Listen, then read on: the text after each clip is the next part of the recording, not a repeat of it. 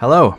Frequent viewers of the channel will know that I'm making a third-person shooter game, and well, that third-person shooter game just so happens to be using the Unity engine, which I'm sure everyone watching this video knows has been in the news quite a lot this week. For anyone living under a rock and who is unaware, I'll give you a 30-second rundown of why Unity is in the news.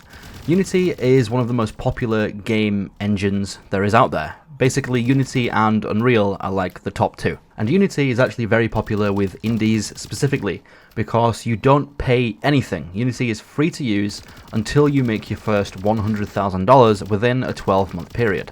Once you reach that limit, you have to then just upgrade your license to like an enterprise or an industry license, which are like $2,500 to $5,000 per person that works at your company, which if you're making over $100,000, you can absolutely cover. Now, the reason that Unity is in the news is because they recently changed this to now what I think is a first in methods of pricing plans in the history of the universe.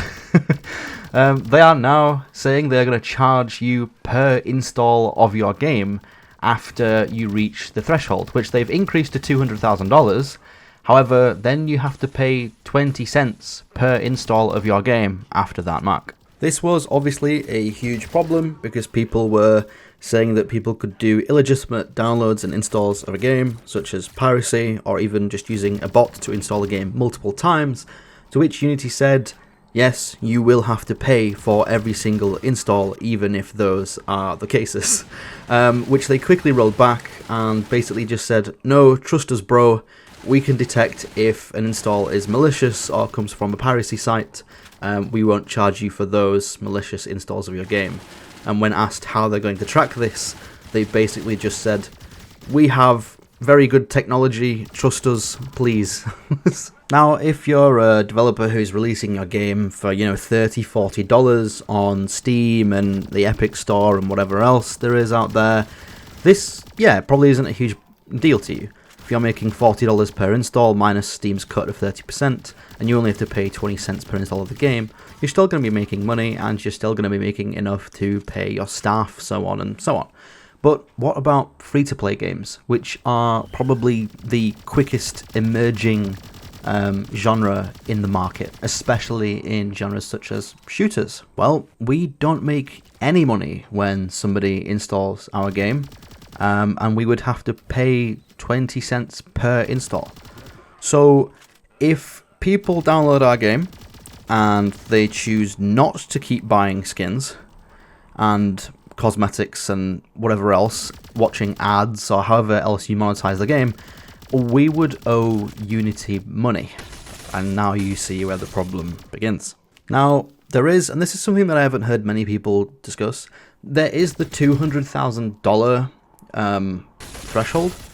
Like, so if you get 200,000 downloads and go over that limit, you still have to meet the $200,000 threshold as well, as far as I'm aware. So you will have $200,000 in the bank to cover the cost of the Unity fees. The problem is, that only makes sense if you're a very small development team and don't need to essentially pay yourselves. Because you do it as a passion project, or like, you take minimum wage from the job or something like that.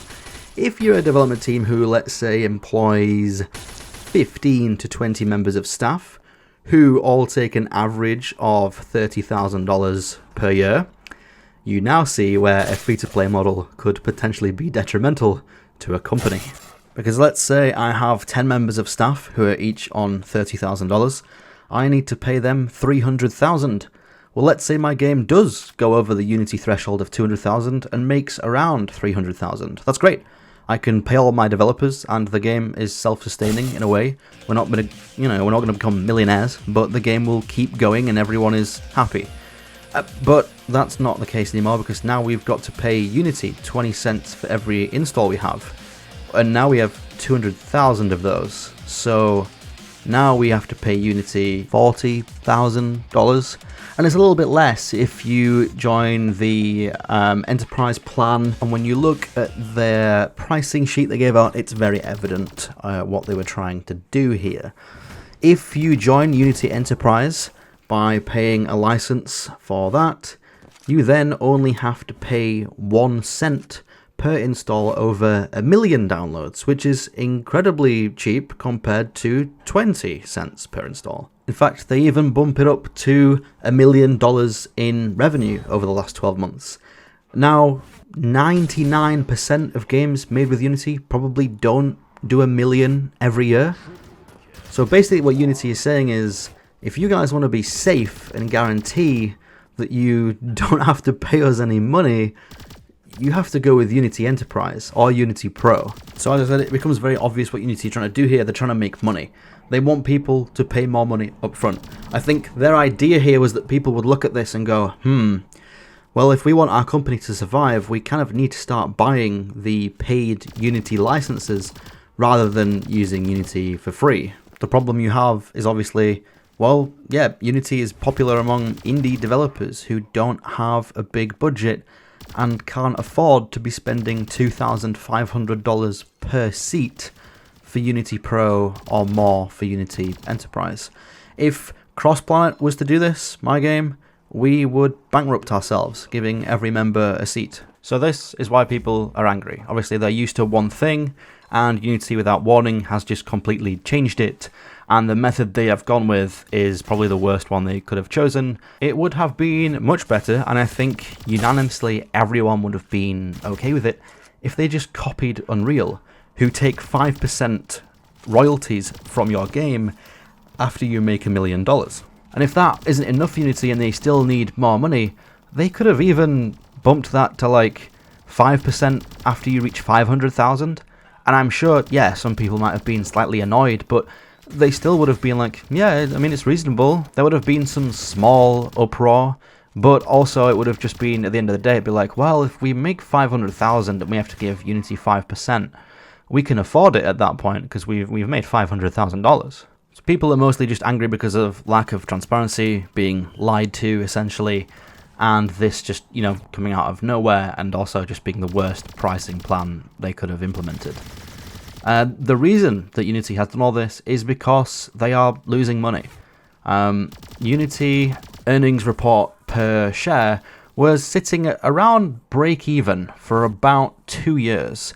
And in the latest quarter of this year, so Q2 2023, it dropped significantly to negative 51 cents per share. And if you look over the past 5 years, you'll see that Unity is very much below where they once were. They were doing quite well during the peak of the pandemic, between the end of 2020 and the end of 2021, so that full year, they were between $150 per share and $200 per share, and now it's all the way down to 36. So there is a significant drop in the past couple of years, and this is obviously Unity thinking, oh crap, we need to make some money. And that is why this whole thing has happened. Now obviously, this was never going to work. People were always going to kick off, people were always going to be angry, and there was going to be a huge, you know, debate over this. There was going to be huge riots over this. There was going to be lots of news surrounding this. And we'll end on this. Very, very conveniently, the CEO of Unity sold over 2,000 of his shares just a couple weeks before this was announced. Now, I'm not an expert in stocks and trading, but to me, that sounds a little bit like insider trading, which is kind of illegal.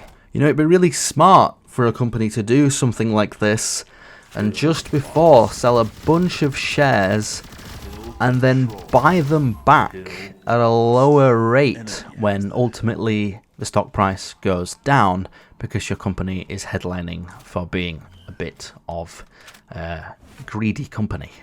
It would also be very smart for the CEO to play the sympathy card and claim he is now getting death threats as a result of these changes, and that is why he is now concerned for his safety and has to cancel all in-person Unity events that he would have attended. Oh wait, that's exactly what he did.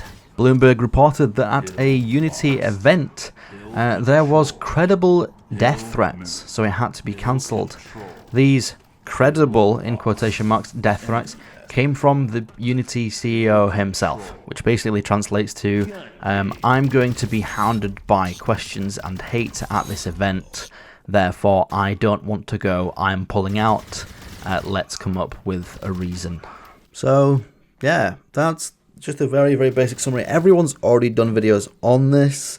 I just wanted to make one as someone who's using Unity and kind of like knows what's going on, and give a little bit of insight as to why this was done. For people who don't know, it is because of the stock price of Unity dropping anyway and them wanting to make more money. Now for us making CrossPlanet, like, we're a relatively small studio in comparison to, you know, other games out there. We probably wouldn't have to pay anything. The reality of CrossPlanet getting 200,000 installs and making 200,000 in revenue is very low, and if it did, there's only a very, very small development team. In fact, we only have like 2 people who are really working on this full-time, which is myself and Andre. Everyone else involved chips in when they can, and if the game is successful, we will give them royalties based on their input. But as I said, for other teams who employ 10, 15, 20 employees, which are startup companies, this is a huge problem. And in the free-to-play space especially, there's a lot of games that release and then kind of just die within the first, 6 to 12 months because there's not enough players to keep the game alive. Well, this would, make that even worse. Now you'd have to be seeking player retention and frequent player purchases, but you'd also have to worry about how many people are installing and what you're paying Unity and blah blah blah, and it just becomes a big mess. Lots of spreadsheets needed, lots of financial paperwork needed to figure out if your business, if your game is even sustainable, and it's just a big mess. Ultimately, I think they will edit this. I think they might revert it entirely. I think it would be wise to revert it entirely. And then ultimately, I would just copy Unreal, just do a big apology, big apology. Sorry guys, we're going back to how it was before. We're just implementing one new policy that says when your game makes $1 million, you gotta pay us 5% royalties, just like you do with Unreal, so that we are directly competing with, the other engine in the market. I think this would be enough to stop a lot of people switching over who are debating moving to Unreal or Godot or GameMaker or whatever. But for some people, the damage is already done, they might have moved, or they just don't trust Unity anymore, and Unity just has to live with that. The best thing they can do now is just stop the burning and keep the people that they still have. I don't think there's any chance they recoup the people that they have lost. So if you need to make more money, do what Unreal does, tax the games that are making millions and millions of dollars in revenue per year anyway. Doesn't mean as much to them as it does for a small studio, and just go from there. Yeah, that's the end of the video. The gameplay you've been watching on screen throughout the entire thing is CrossPlanet, the third-person shooter that myself and a small team are making. The gameplay you're watching has been a combination of mobile and PC. If you want a wishlist on PC, go to Steam, CrossPlanet. And for mobile, I guess just keep in tune with like our socials and stuff, because it's currently not on any like app stores or anything. So you just gotta stick around, keep up to date, and we'll let you know when that stuff happens. Yeah, thank you very much for watching, and goodbye.